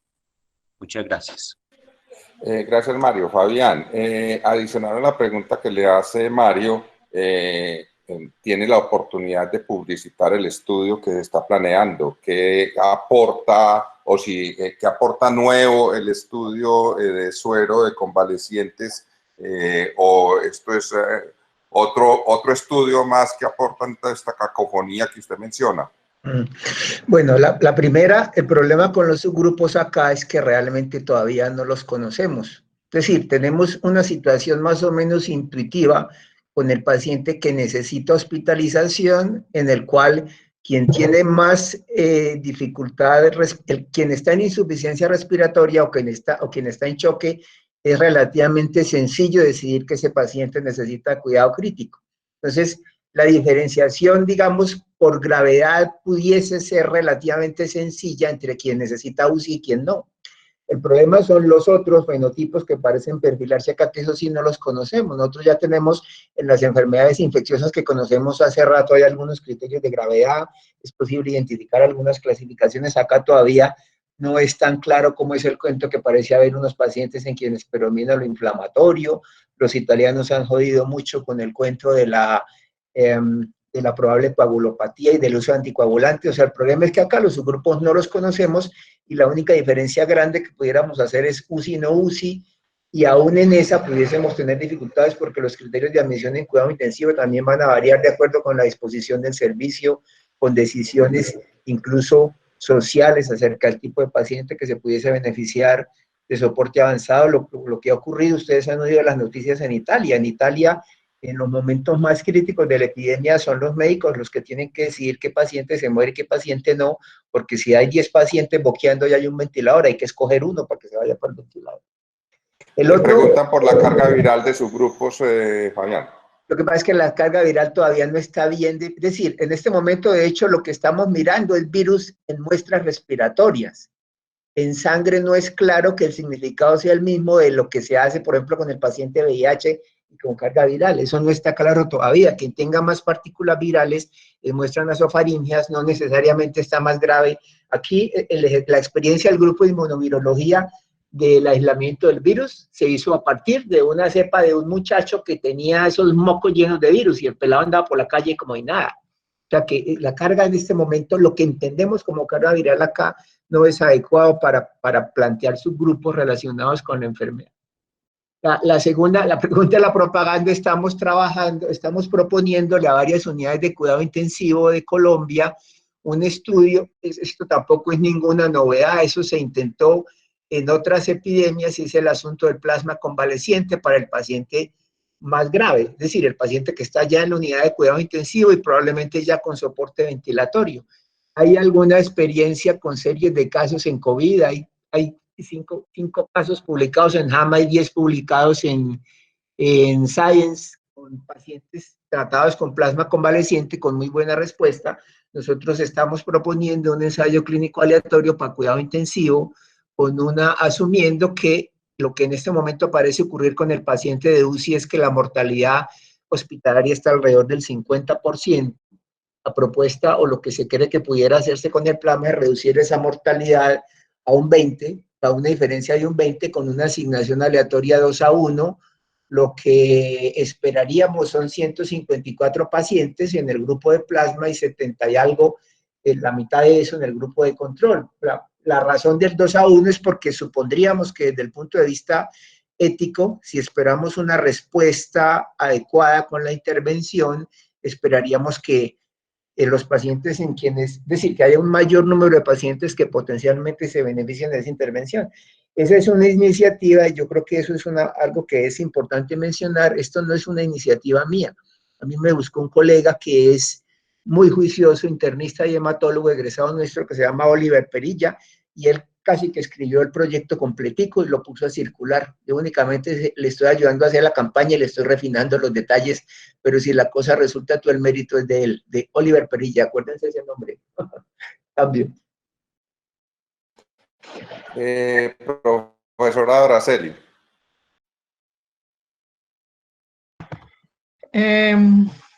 Sí, quería comentarles que pues a nivel mundial, en Colombia, se está siguiendo el mismo protocolo de vigilancia establecido por la OMS, la misma definición de caso, el mismo proceso de vigilancia, el mismo proceso de diagnóstico. Como decía, aquí en Antioquia ya se está haciendo diagnóstico, el laboratorio departamental, el grupo de virología con Marta Ospina tienen mucha experiencia en esto, se capacitaron, se certificaron.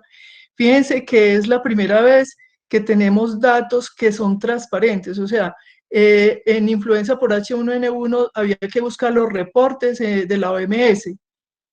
Ahora en Colombia nosotros tenemos los datos publicados, graficados, con la fecha de inicio de síntomas, que para ellos eso representa un trabajo grande. Y obviamente ahí están reportados los datos detallados de Medellín y de Antioquia, ¿cierto?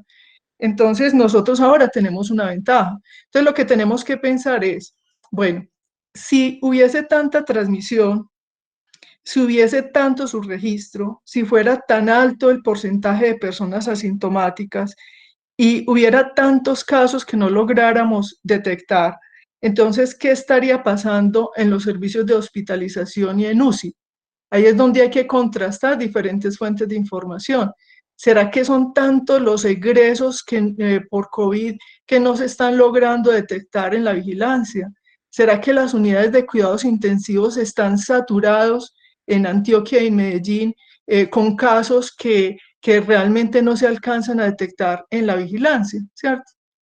Seguramente ustedes tienen mucha más información que yo sobre eso, ¿cierto?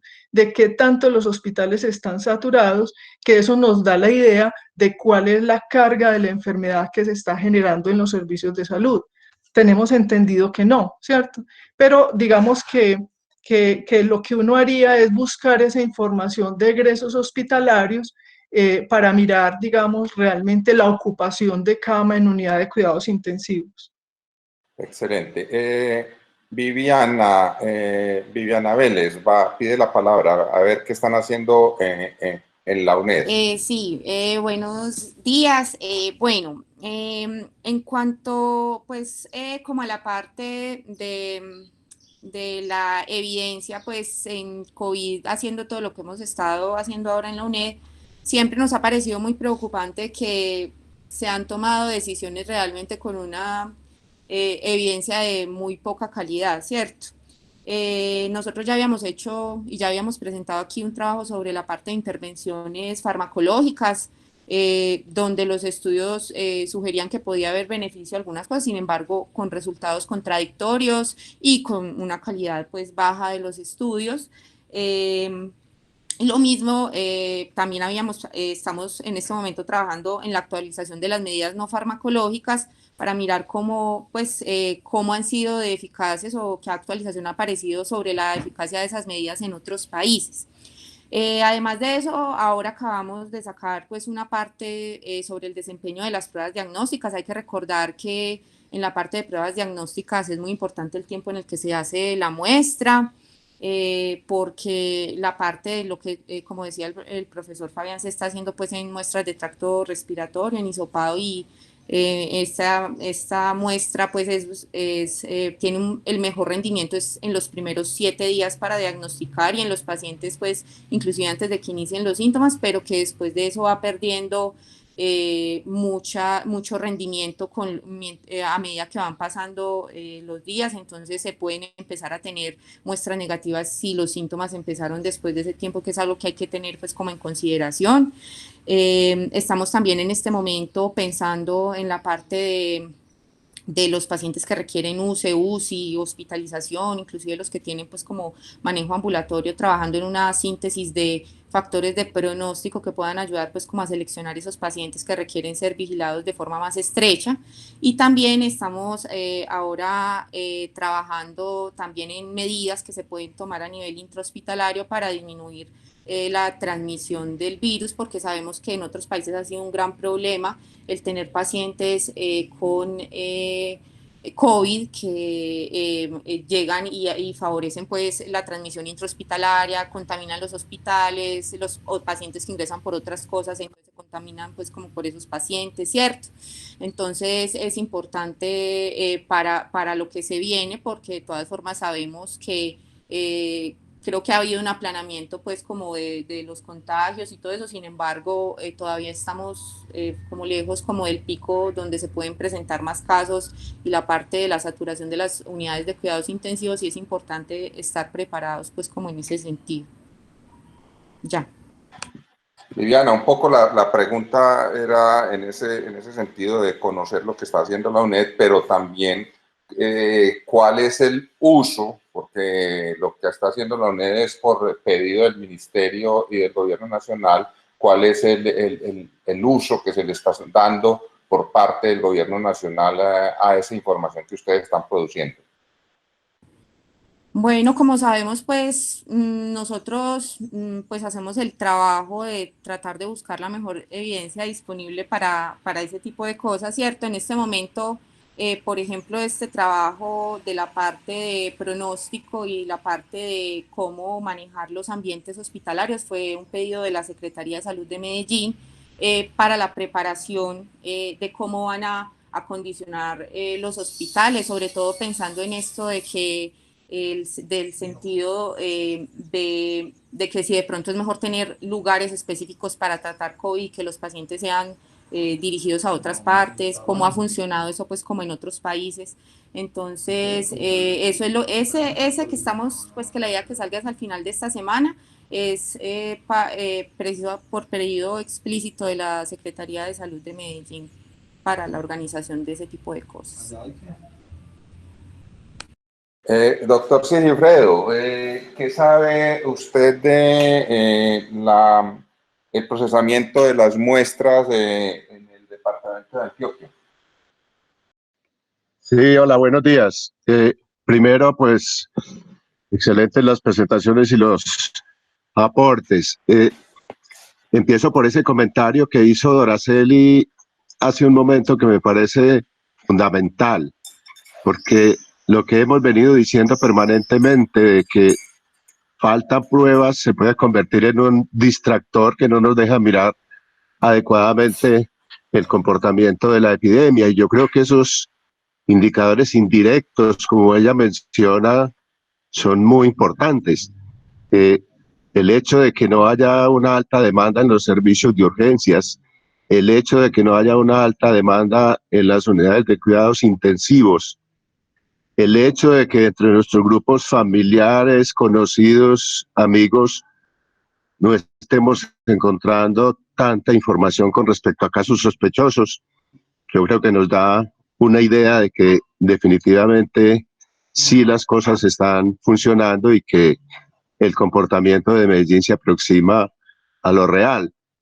El acúmulo de pruebas, el desatraso mejor del acúmulo de pruebas, ¿nos va a aclarar la situación? Probablemente no. El comportamiento que hemos venido observando en el desempeño de la prueba molecular que hoy realiza el Laboratorio Departamental de Salud Pública, Sura ya viene también realizando la prueba, entiendo que Instituto de Medicina Tropical, Corporación de Investigaciones Biológicas, Universidad Nacional, etcétera.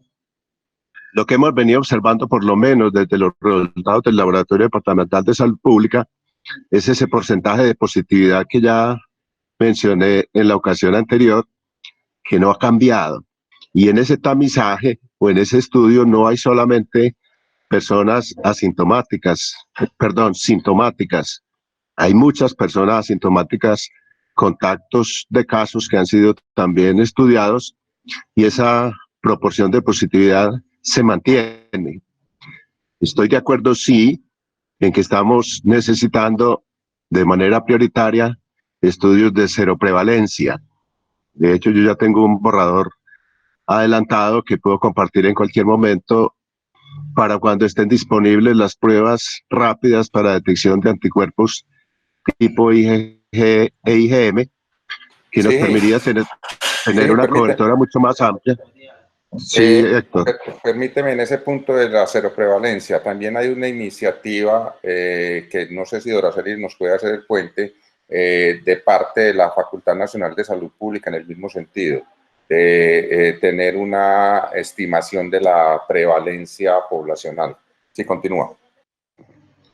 Sí, el problema es que las pruebas rápidas están muy anunciadas, pero definitivamente no han llegado todavía, no están en el mercado colombiano hasta donde yo sé, pero me parece que sería como la mejor estrategia para poder llegar a los distintos sitios, a los distintos conglomerados y tener una mejor idea de qué es lo que está pasando y que no nos aparezcan de pronto sorpresas tipo minorista o tipo de lo que pasó con los trabajadores de la salud en Pereira, etcétera, etcétera. Ya hay muchos ejemplos al respecto, pero me parece que hay que tener claridad también con respecto a lo de las pruebas.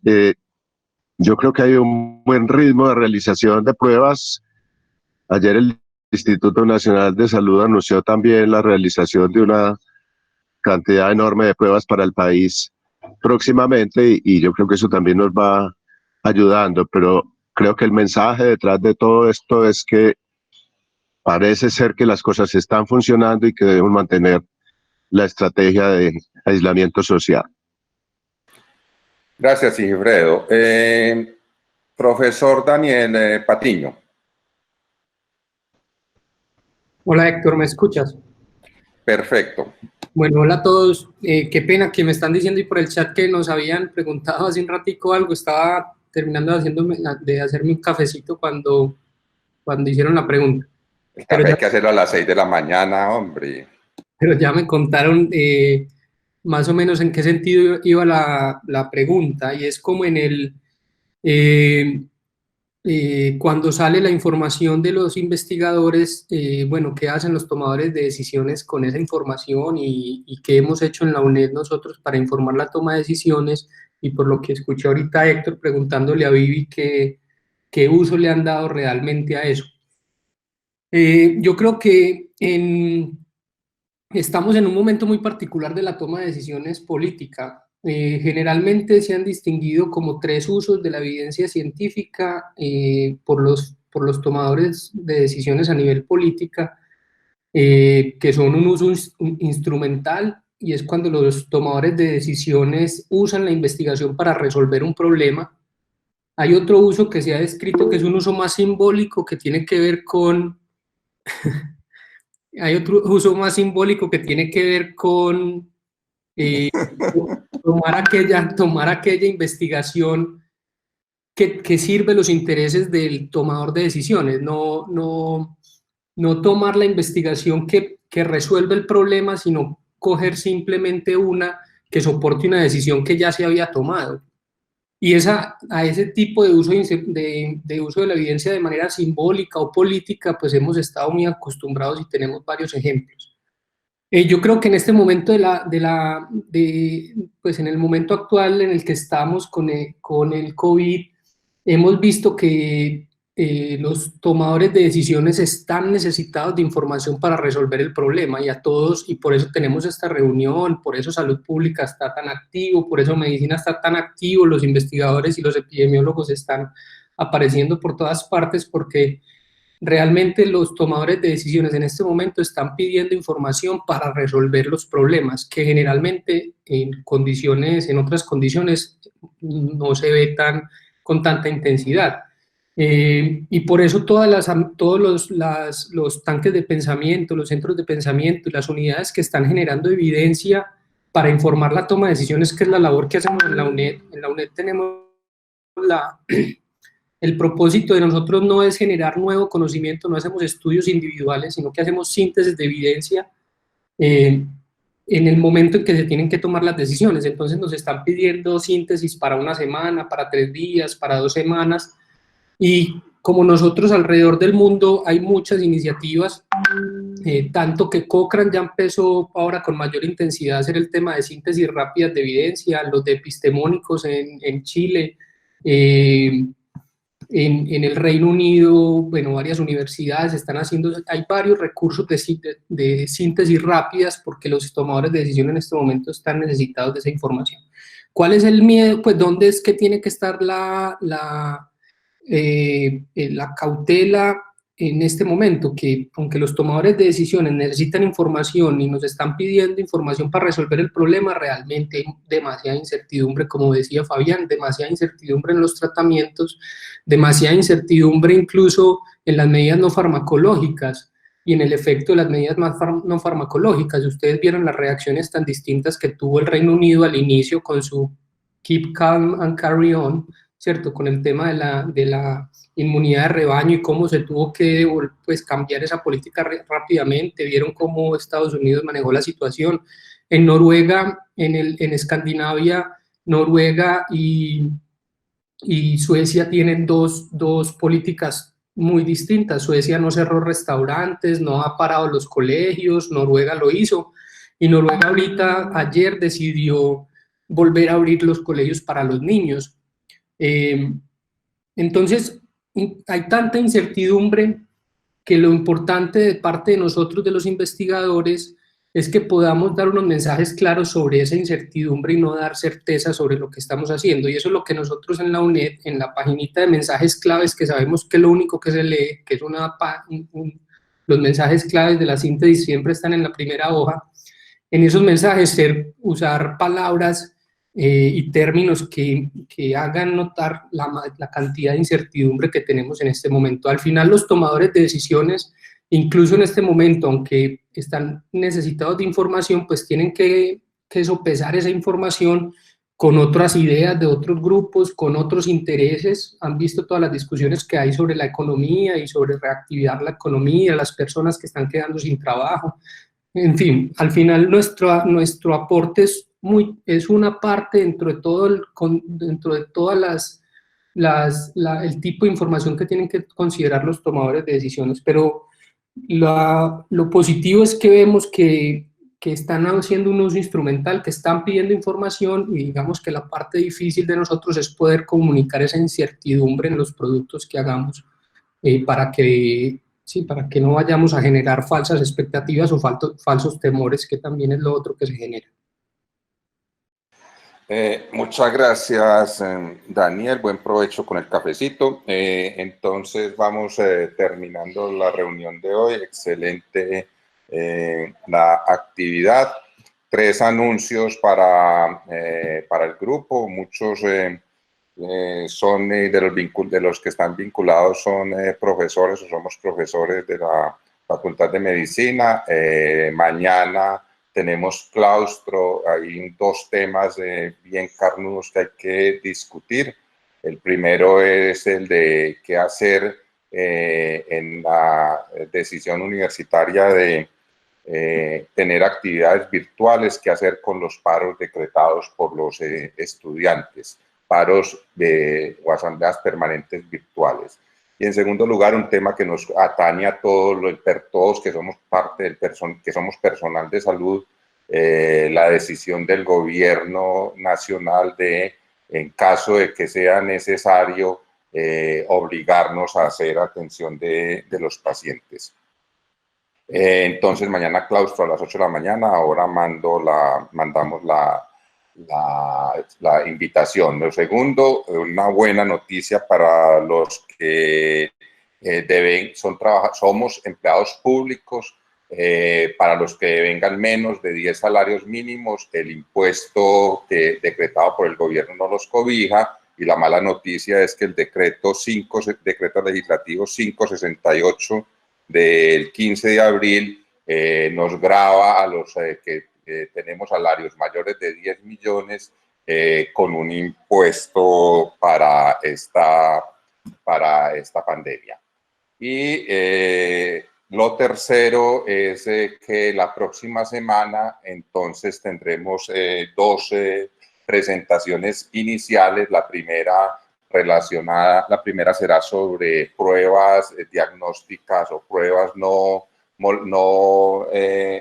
PCR, las que han llamado pruebas rápidas, y la segunda parte será algo que tiene que ver con lo que son un montón de mirar la eficacia de varias medidas que se promueven, que se difunden, que se deben hacer y que no sabemos en realidad cuál es su real beneficio en el uso de la pandemia. Estaba hablando de la utilización de guantes, bueno, muchísimas cosas, el lavado del baño antes de entrar a la casa, etcétera, etcétera. Entonces, esas 2 sesiones las tendremos la próxima semana y luego también tendremos una discusión.